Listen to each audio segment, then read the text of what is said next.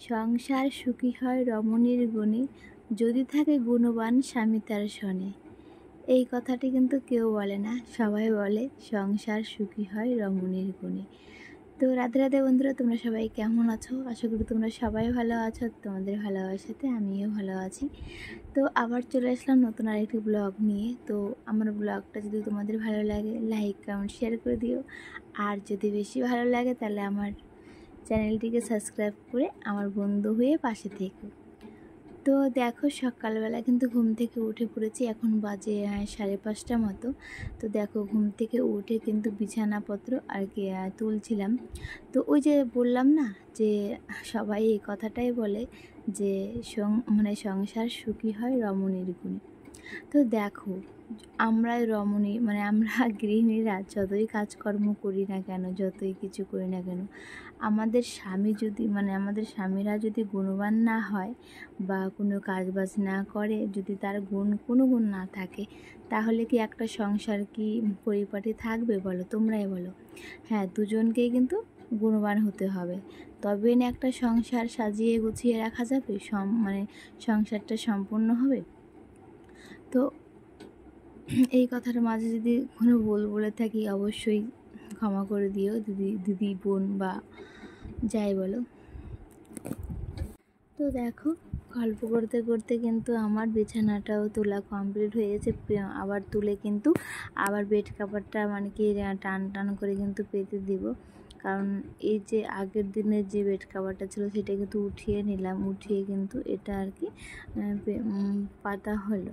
তো দেখো, কারণ কি বলো তো, এই যে বেড কাভার কিনা এতটা নোংরা হয়, যেহেতু আমার ছোটো বাচ্চা আছে বুঝতেই পারো, আমার বেড কাভারটা অ্যাকচুয়ালি বেশি নোংরা হয়, কারণ বাচ্চা নিয়ে থাকলে তো নোংরাটা হবেই। তার জন্য কিন্তু আমি অল্টারনেট করেই পাতি, একটা বেড কাভার তুলি আর একটা বেড কাভার আবার পেতে দিই। তো ওটা আবার আজকে কেচে দেবো। এটা পরশু দিন কেচেছিলাম, তো কেচে দিয়ে ভাঁজ করে রেখেছিলাম। আবার এটা আজকে উঠিয়ে দিলাম, যেটা বিছানো ছিল, আবার এটা কিন্তু পেতে দিলাম। তো দেখো, এই কাঁথাটা দেখতে পাচ্ছ, এটা কিন্তু আমার ঠাকুমা সেলাই করে দিয়েছিল। আর আমার কাছে এই একটা স্মৃতি আছে ঠাকুমার, ঠাকুমা মা একসাথেই সেলাই করেছিল। যাই হোক, ঠাকুমার হাতে সুতো দেওয়া আছে। দেখো, আমার ঠাকুমা তো অনেক বয়স্ক হয়ে গেছে, কখন কি হয়ে যাবে বলা যায় না, কারণ আমার দাদুকে তো হারিয়েছি আজকে 1 বছর হলো। তো কি বলবো তোমাদের কাছে, যখনই দাদুর কথা মনে পড়ে এতটা খারাপ লাগে, কি বলবো। আমার দাদু আমাকে এতটা ভালোবাসতো, এত ভালোবাসতো, কি বলবো, সেই আদরটা কিন্তু এখন আর বাবার বাড়িতে গেলে দাদুর আদরটা কিন্তু পাই না। দাদুর অভাবটা কিন্তু রয়েই যায়। দাদুর ভালোবাসা তাদের দাদু ঠাকুমা আছে, তারাই একমাত্র বলতে পারবে যে দাদু ঠাকুমার ভালোবাসাটা কেমন। তো যাই হোক, ঠাকুমাটাই আছে এখন, তার জন্য ঠাকুমার স্মৃতিটাই রেখে দিচ্ছি। জানো তো, যখনই দাদুর ছবি দেখি কি না, এতটা খারাপ লাগে, মন খারাপ হয়ে যায়। ওই জন্য কিন্তু দাদুর ছবি আমি আমার মোবাইলে কিন্তু অনেকগুলো আছে, দাদুর ভিডিও আছে, ছবি আছে, কিন্তু আমি না দেখি না, কারণ ওই যে মন খারাপ হয়, কান্না পায়, তার জন্য আমি দেখি না। তো দেখো, এদিকে ছেলের ওষুধগুলো ছিল এই হটড্রপের উপরে, তো ওগুলো কিন্তু একটু গুছিয়ে নিব। তো চলো, এটা গোছানোই থাকে, সবসময় হাতের কাছে থাকে, তো কারণ এইটা সেটা সবসময় আমার লাগতেই থাকে, যেহেতু বাচ্চার জিনিস। তো ওই সবসময় আর কি এই জিনিস আর কি গোছাই, বসে বসেও কিন্তু খাটে, চোখেতে বসে বসেও কিন্তু গোছানো যায়, এটা আর এলোমেলো হয় না। আর সব জিনিস কিন্তু এলোমেলো হয়েই যায়, কারণ যে আমার মেয়ে আছে একটা, মেয়ের বাবা দুজনেই, কি বলবো, এই বেড কাভারটা পাতা হলো, ঘরটা গোছানো হলো, আবার ফের এসে দেখবো সবটাই এলোমেলো করে দিয়েছে, আবার সেই গোছাও, একই কাজ করো। তো যাই হোক, যখন বড় হবে তখন অবশ্যই এরকমটা করবে না। তো যাই হোক, আমার বর তো আর বড়ো হবে না, কিন্তু কি বলবো, তোমাদের দাদাভাই তো আর বড়ো হবে না। আর তোমাদের দাদাভাই না খুব এলোমেলো করে, কি বলবো, এই চান করে আসলো ঘরে, ওই ধর ভিজা যে গামছাটা সেটা বিছানার মধ্যে রেখে দিল, বা এখানে সেখানে রেখে দিল, এরকমটা করে, জানো তো। আর তোমাদের বররা কে কার কার বর এরকম করে অবশ্যই কমেন্ট করে বলো। ওই যে পাখিটা দেখতে পাচ্ছ না, ওই পাখিটা কিন্তু আমার বাবানের। তো আগে না পাখিটা যখন এনেছিলাম তখন কিন্তু ভালোই খেলা করতো, হ্যাঁ। তারপরে কিছুদিন আর কি খেলা করতো না, তার জন্য কিন্তু ঘরে আর কি রেখে দিয়েছিলাম। তো হঠাৎ একদিন বের করেছি, আর জানো না মানে কি বলবো, মানে হঠাৎ পাখিটাকে দেখে এমন রিয়াকশন করেছে, মানে শুধু ভয় পাচ্ছে। পাখির কাছে মানে নিয়ে যাচ্ছি আর কান্না করছে, মানে এমন মানে ভয় পেত। যাই হোক, এখন আর মানে পাখিটা ওর বারবার কাছে নিতে নিতে মানে আমরাও ধরি, ওর বাবাও ধরে, তখন আর এখন ভয়টা আর কি ভেঙেছে আর কি, মানে এখন আর ভয় পায় না। তো দেখো মেয়ের বইগুলো সব এলোমেলো হয়েছিল, সমস্ত বই টই গুছিয়ে দিলাম। আর এখন দেখো কয়েকটা জলের বোতল খালি আছে, সেগুলো নিয়ে এখন ভরতে হবে। কারণ এই ঘরে এই জলের বোতলগুলো কিন্তু এই ঘরেই থাকে, কারণ রাত্রেবেলা কি দিনের বেলাতেও কিন্তু জল খালি ঘর আর কি রাখতে হয় না। তার জন্য কিন্তু আমাদের এই ঘরেও কিন্তু এই বোতলগুলো রেখে দিই, আর রান্নাঘরে তো বোতল আছেই। তো যাই হোক, তো চলো এই যে বাক্সটা আছে, বাক্সের উপরে আর কি, এটা কিন্তু বাক্স, টেবিল না অ্যাকচুয়ালি। তো বাক্সের উপরে আর কি রেখে দিই মানে টুকিটাকি জিনিসগুলো। তো চলো দেখো এদিকে বালতির মধ্যে, ওই যে বালতি যে দেখতে পাচ্ছ, বালতির মধ্যে রেখেছি আমার যে বাড়িতে সবসময় যে নাইটিগুলো পরি সেই নাইটিগুলো, আর যে এই সাইডে যে নীল গামলাটা দেখতে পাচ্ছ ওটার ভিতরে রেখেছি, আর ছেলের কাঁথা, বেড কাভার, আরও অনেক কিছু রেখেছি। কারণ ভাবছি কি একটা মানে বড় একটা বাক্স নিতে হবে, বড় বাক্স না নিলে কিন্তু আর হচ্ছে না, কারণ শোকেসের মধ্যে এখন আর জায়গা আর কি হয় না, মানে যেহেতু 4 জনা মানুষের জামা কাপড় তো এখন আর হতে চায় না। তো ভাবছি একটা বড় বাক্স নিলে ভালো হবে। তো এখন লেপ কাঁথা যাই আছে সমস্ত কিছু তখন বাক্সে ভরতে পারবো। আর যেহেতু এখন আর মানে ভাবছিলাম যে একটা আলমারি নিব, তো এখন তো আর নেওয়া হবে না, কারণ এই কারণে নেব না যে সামনে তো ঘরের আর কি ওয়ালটা ভেঙে সামনে রুম বাড়ানোর কথা আছে, ডাইনিং রুম হবে, আর একটা থাকার রুম হবে, পায়খানা বাথরুম মানে রান্নার জায়গা ইচ্ছা আছে করার আর কি, জানি না কতদূর কী করতে পারবো। তো ছাদটা দিলে তো তখন ঘোলা পুরোপুরি নষ্ট হয়ে যাবে, মানে ঘরের ভিতরে নাও বাইরে আনো, এই যে জিনিসগুলো দেখতে পাচ্ছ, তো এগুলো কিন্তু সব কিন্তু বের করতে হবে যখন কিন্তু ছাদটা আর কি ঢালাই হবে, তখন কিন্তু সমস্ত কিছু বের করে কিন্তু ঢালাই করবো, আবার ঢুকাতে হবে, ওই জন্য আর কিনছি না। তো দেখো এই যে শোকেস দেখতে পাচ্ছ খাটটা, এটা কিন্তু আগেকার বলবো না, মানে বোম্বাই খাট বলে। তো আমার বিয়ের সমস্ত কিছু কিন্তু আমার বিয়েরই। তো আমার বাবা বলেছিল যে কি খাট নিবি, তো আগে কি ভাবতাম বলো তো, তখন আমি ক্লাস 9-এ পড়তাম যখন আমার বিয়ে হয়।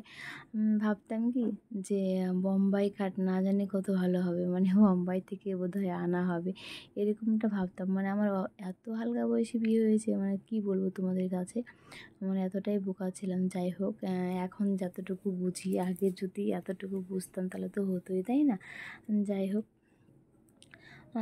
তা তবুও আমার বাবা যতটুকু দিয়েছে আমাকে অনেক দিয়েছে, মানে আমার বাবার সামর্থ্য অনুযায়ী আমার বাবা আমাকে সব কিছু দিয়েই কিন্তু আমার শ্বশুরবাড়িতে পাঠিয়েছে। শুধু আমার বাবা না, প্রত্যেকটা বাবারাই চেষ্টা করে যে তার মেয়েকে সর্বস্ব উজাড় করে দিতে। তো যাই হোক, ওই জন্যই বলি পৃথিবীর সকল বাবা মা ভালো থাকুক এই কামনাই করি। তো দেখো তোমাদের সাথে গল্প করতে করতে কিন্তু আমার ঘর দুটোও কিন্তু মোছা কমপ্লিট হয়ে গেল। কারণ এই যে সকালবেলা যদি এখন যে রৌদ্র উঠে, এখন যদি সকালে যদি কাজবাজগুলো সারা হয়, সমস্ত ঘর বাড়ি গোছানো থাকে, তাহলে কিন্তু গরমও লাগে কম, আর এদিকে কাজটাও গোছানো থাকলে নিজেকেও কিন্তু ভালো লাগে। তো দেখবা এই যে সকালেই সমস্ত আমার 10টা কি 11টার মধ্যে সমস্ত কাজ হয়ে যায়, তখন কিন্তু বাচ্চাকে মানে আমার ছেলেকে খাইয়ে দাইয়ে কিন্তু আমি ঘরে চলে যাই। তো রৌদ্রের মধ্যে কিন্তু ততটাও আমার কাজ তখন করতে হয় না, ঘরেই বসে থাকতে পারি ছেলেকে নিয়ে। তো দেখো ওই যে মেশিনটা যে দেখতে পাচ্ছ তোমাদের দাদাভাই, তো তোমরা জানো, যারা আমার ডেলি ব্লগ দেখো তারা কিন্তু অবশ্যই জেনে থাকবে যে তোমাদের দাদাভাই যখন স্কুল টাইম মানে স্কুল থেকে আসে তখন বাড়িতে বসে কী করবো, ওই জন্য দোকানে মানে সেলাই কাজ করে, আবার বাড়িতেও একটা মেশিন আছে সেলাই কাজের। তো যাই হোক, বাড়িতে বসে শুধু থাকবে, যাই হোক সেলাই করলে মানে বাজার খরচাটা কিন্তু হয়ে যায়। তো দেখো আমার কাজ করতে কোনো লজ্জা নেই, কারণ মানে আমি তো কাজ করছি, আমি তো চুরি করছি না যে আমার লজ্জা থাকবে। তো দেখো এই বারান্দা ঘর দুটো মুছে নিয়ে কিন্তু বারান্দাটাও আর কি মুছতে চলে আসছি। তো দেখো বারান্দাটা আর কি মোছা হয়ে গেলে আবার চান্দান আছে, চান্দান এখনও পড়ে আছে। আমার জামা কাপড়গুলো যে ভিজিয়েছিলাম সেই জামা কাপড়গুলো কিন্তু পড়ে আছে। সমস্ত জামা কাপড়গুলো কিন্তু মানে কাচা ধোয়া করতে হবে।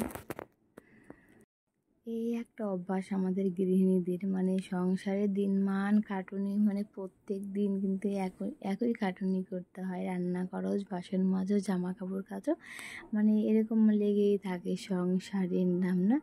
মানে কী বলবো, বিয়ে না হলে বুঝতেই পারতাম না যে আমার মা ঠাকুমা কাকিমা এরাও ঠিক আমার মতনই মানে কষ্ট করে সংসারটা আর কি গড়ে তুলেছে। আগে না ভাত খেতে বুঝতাম কী হতো বলো তো, আমার বাবা মা সবাই মানে একসাথে খাওয়া দাওয়া করতাম। বাবা মা কাকা কাকিমা সবাই একসাথে খাওয়া দাওয়া করতে বসলে তখন যদি আমার মানে পাতে যদি দুই একটা ধরো অল্প ভাত যদি বেঁচে যেত, আর যদি ভাতটা না খেতাম আর কি ভালো লাগতো না। তখন তার বুঝতাম না একটা চালের মর্মটা। তো তখন ফেললে বাবা কাকা বলতো যে একটা ভাত ফেলতে হয় না, ভাত মাটিতে মানে পড়ে গেলে সেটাকে কিন্তু উঠিয়ে খেতে হয়। তো এই ভাতগুলো ফেলে দিচ্ছি, ভাতগুলো যে মানে কতটা কষ্ট করতে হয়, তো তখন না অতটা মানে অনুমান করতাম না, মানে অতটা গ্রাহ্য করতাম না যে হেই মানে খাচ্ছি পড়ছে এরকম একটা ব্যাপার। তো যাই হোক, ওই যে একটা কথায় বলে না, মানে বাপের হোটেল থেকে বেরিয়ে দেখো যে দুনিয়াটা কত কঠিন, সেটাই। তো অনেকেই যারা ইনকাম করে না, ছেলে মেয়ে আছে, অনেকের কিন্তু মানে অনেকে বুঝতেও পারে না যে একটা চালের মূল্যটা কতখানি। আমিও কিন্তু আগে বুঝতাম না, যেহেতু এখন সবটাই বুঝি গো, কারণ এখন নিজে হাতে যে সংসার করছি তার জন্যই কিন্তু সমস্তটাই বুঝেছি। একটা চালের কিন্তু অনেকটা দাম, অনেকটা। একটা চাল, ধান থেকে চাল বের করা কিন্তু মানে অনেক খাটনি। আগে ধানটা সেদ্ধ করতে ভাপ দিতে হয়, তারপরে জলে ভিজাতে হয়, তারপর সেদ্ধ করতে হয়, রৌদ্রে মেলতে হয়, তারপর ভাঙাতে হয়, তারপরে ঝাড়তে হয়, তারপরে কিন্তু চালটা বের হয়। চালটা বেরিয়ে যখন যায় তারপরে কিন্তু আবার রান্না করে সেটা কিন্তু ভাত হয়। তো সেটা খেয়েই কিন্তু আমাদের প্রাণ বাঁচে। যাই হোক, তোমরা কেউ কিন্তু ভাত খেয়ে অবহেলা করো না, ভাত খেয়েও ফেলো না। আমি আগে অনেক ফেলেছি, হয়তো তোমরা বলবে যে নিজে ফেলেছিল অপরকে বলছে। যাই হোক, দেখো আমি যে ভুলটা করেছি সেই ভুলটা তো আর তোমরা করবে না, না? যে আমি যেটা মানে তখন তো অনেকটাই বললাম না, অনেকটাই ছোট ছিলাম, বয়সটাও তো ততটাও ছিল না। একটা মানুষের কিন্তু বয়সের সাথে সাথে কিন্তু সব কিছুই হয়, তাই না? তো দেখো ওই ঘরের সমস্ত কাজ বাজ সেরে কিন্তু রান্নাঘরে চলে এসেছি। এখন রান্নাঘরটা একটু সুন্দর করে সানসেটটা মুছে, গ্যাস ওভেন মুছে তারপরে কিন্তু সমস্ত কাজ বাজ আর কি ঘোরাতে হবে। যেহেতু একা একা করি তো অনেকটাই টাইম লেগে যায়, কী করব বলো, এভাবেই করতে হবে। তো এমন এমন দিন যায় আমার, মানে রান্না করতেও ভালো লাগে না, খেতেও ভালো লাগে না। মনে হয় কি যে কেউ একজন রান্না করে দিলে ভাত খেতাম পেট ভরে, এরকমটা মনে হয়। নিজের রান্না বাড়া খেতে খেতে এখন একঘেয়ে, মানে একঘেয়ে লাগে, কী বলবো, একঘেয়েমি একটা ব্যাপার হয় যে প্রত্যেক দিন একই হাতে রান্না খাচ্ছি, মানে কী বলবো। তো অনেক বাইরেও অনেক সময় যদি বেড়াতে যায় বা বাইরে কোথাও গেলে ঘুরতে গেলে কিন্তু তখন তোমাদের দাদাভাই বলে যে চলো হোটেল থেকে খেয়ে নিই। তো আমি না খেতে চাই না, কারণ ওই যে ফালতু টাকা অপচয় করব। আবার মানে তোমাদের দাদাভাইয়ের কথা রাখতে মানে মাঝে মধ্যে কিন্তু খাওয়া হয়। তো আমি ফালতু অ্যাকচুয়ালি কী বলো তো, ফালতু টাকা পয়সা খরচ করার আমার কিন্তু একদমই ভালো লাগে না, আমার সেটা পছন্দও হয় না। কারণ একটা টাকা ইনকাম করতে অনেকটাই কষ্ট করতে হয়। তো দেখো, তোমাদের সাথে কিন্তু গল্প করতে করতে কিন্তু আমার রান্না বাড়াটাও কিন্তু হয়ে গেল। তো দেখো আলুটা আর কি ভেজে নেব। আর এই যে যে দেখতে পাচ্ছ আমার ছোট্ট কড়াইটা, তোমরা মানে কি বলবো, কেউ যদি আমাদের বাড়িতে ঘুরতে আসে না, তখন এই ছোট্ট কড়াইটা দেখে বলে কি যে এই কড়াইতে মানে তরকারিতে হবে না, এরকম মানে শর্ট পড়ে যাবে। একবার কি হয়েছে বলো তো, আমার ভাই পিসির ছেলে আর কি পরীক্ষা দিতে আসছে আমাদের বাড়ি, মানে আমার বাবা শ্বশুরবাড়ির পাশে আর কি স্কুলে পরীক্ষা পড়েছিল। তো তো সেই পরীক্ষা দিতে এসে তো আমাকে বলছে কি, দিদি আমি এই সমস্ত তরকারিটা আমি খেয়ে নিব। তো আমি বললাম যে ঠিক আছে খেয়ে নে, তো তুই কত পারিস। তো আমার ভাই মানে কি বলবো, খেতে খেতে এমন হয়েছে, বলছে আমি আর পারছি না। আমি বললাম কেন, তুই যে বললি সবটাই তুই খেয়ে নিতে পারবি। ওই জন্য মানে তখন ভাই বলে কি যে না, দেখে কিন্তু বোঝা যায় না, আর দেখে মানে মানুষ দেখে কিন্তু বিচার করা যায় না কে কেমন। তাই মানে মানুষের ব্যাপারটাও বলি যে সবাইকে উপর থেকে ভালো অনেকেই দেখি যে উপর থেকে ভালো, কিন্তু কার মনে কি সেটা তো আর বলা যায় না। যাই হোক, মানুষ উপর থেকে দেখতে সুন্দর হলেও কিন্তু ভিতরে ভিতরে অনেক মানুষের ভিতরে কিন্তু অনেক পেঁয়াজ থাকে। যাই হোক, কারো উদ্দেশ্য করে কিন্তু বলছি না, অনেক মানুষই কিন্তু এরকমটা কিন্তু থাকে, তাই না? তো চলো, তোমাদের সাথে গল্প করতে করতে কিন্তু আমার তরকারিটাও হওয়ার মধ্যে। তো তরকারি রান্না করে আবার সেই তরকারি রান্না করার আগে কিন্তু গ্যাসটা মানে ওভেন টোভেন সমস্ত কিছু কিন্তু মুছেছিলাম, দেখতেই পেলে। এখন কিন্তু রান্না করে আবার সেই একই কাজ করতে হবে, আবার ওভেনটাকে ভালো করে মুছতে হবে। যাই হোক, তো বলো তো বন্ধুরা, আমি কি রান্না করছি? আমি রান্না করেছি ছোটো মাছের যে ময়া মাছগুলো আছে না, ওগুলো। তো অনেকে ময়া বলে, অনেকেই মানে এই মাছটার কি না অনেক জায়গাতে অনেক নাম বলে। যাই হোক, আমাদের এখানে ময়া মাছ বলে। তো দেখো ঝোলটা আর কি, ময়া মাছ কি ছোটো মাছগুলো দেখবে একটু ঝোল শুকিয়ে শুকিয়ে গেলে কিন্তু মাখা মাখা মাখা মাখা হলে তরকারিটা বেশি ভালো লাগে। আর ঝোল টোল বেশি ঝোল থাকলে কিন্তু অতটাও কিন্তু খেতে কিন্তু ভালো লাগে না। তার জন্য কিন্তু তরকারিটা কিন্তু ভালো করে জাল দিয়ে আর কি ঝোলটা একটু শুকিয়ে নেব, শুকিয়ে শুকিয়ে গেলে বেশি ভালো লাগবে আর কি। যাই হোক, তরকারিটা কিন্তু হওয়ার মধ্যেই তো কিছু আলু তুলে নিয়ে কিন্তু আলুটা একটু গলিয়ে দিয়েছি, যাতে তরকারিটা একটু আঠালো আঠালো ভাবটা আসে। তো শুধু ঝোল শুকিয়ে গেল মানে আলুগুলো ভালো করে গললো না, তাহলে তো আর ভালো লাগবে না, একটু আঠা আঠা হলে বেশি ভালো লাগে, তাই না? তরকারি রান্না করতে করতে দেখো এদিকে কিন্তু বাবু কিন্তু উঠে গিয়েছে, আর এখন কিন্তু বাবুকে কোলে নিয়ে কিন্তু রান্নাটা করতে হচ্ছে, কি আর করা যাবে। তো দেখো অনেক সময় হয় জানো তো, এতটাও কষ্ট লাগে মানে কি বলবো, মানে যখন বাবু একটু বেশি কান্নাকাটি করে তখন একটু কষ্ট হয়, যে যদি আমার শাশুড়ি মা থাকতো তাহলে হয়তো একটু রাখতো বাচ্চাটাকে, আমার কাজ করতে অনেকটাই হেল্প হতো। তো প্রত্যেক বাড়িতেই কিন্তু দেখবো বয়স্ক মানুষ যদি থাকে তাহলে কিন্তু অনেকটাই হেল্প হয়। যাদের মানে শ্বশুর শাশুড়ি আছে তারা কিন্তু এই জিনিসটা কিন্তু অনুভব কিন্তু করবে না। কারণ এই একটা কথা বলে না যে মানুষ কিন্তু দাঁত থাকতে দাঁতের মর্মটা বোঝে না, যখন দাঁতটা থাকে না তখন কিন্তু তার মর্মটা কিন্তু ঠিকই কিন্তু বুঝতে পারা যায়।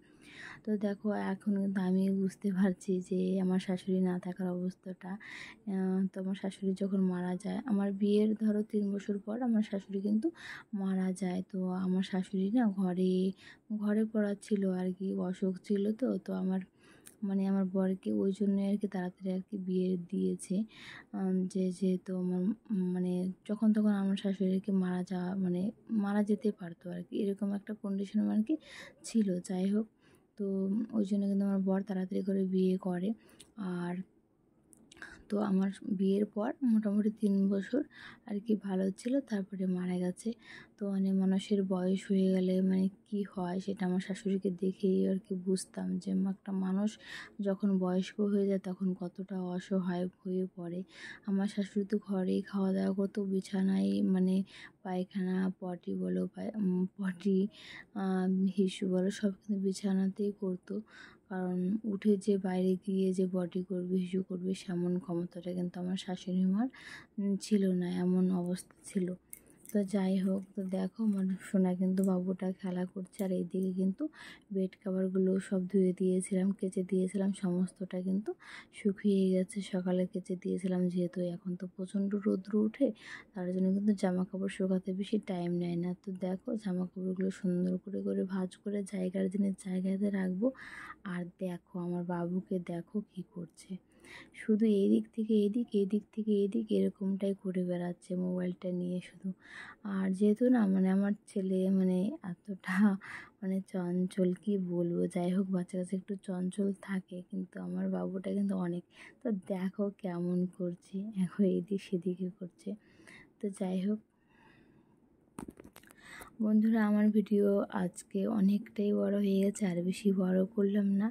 এখানে আমার ভিডিওটা শেষ করছি। আমার ভিডিও যদি তোমাদের ভালো লাগে, আগেও বলেছি এখনও বলছি, লাইক কমেন্ট শেয়ার করে দিও। আর যদি বেশি ভালো লাগে তাহলে সাবস্ক্রাইব করে চ্যানেলটিকে আমার নতুন বন্ধু হয়ে পাশে থেকো। তো চলো, টাটা। সবাই ভালো থাকো, সবাই সুস্থ থেকো, এই কামনায় ভগবানের কাছে করি। আবার চলে আসবো, আবার দেখা হবে নতুন কোনো ভিডিওর সাথে। তো চলো, টাটা।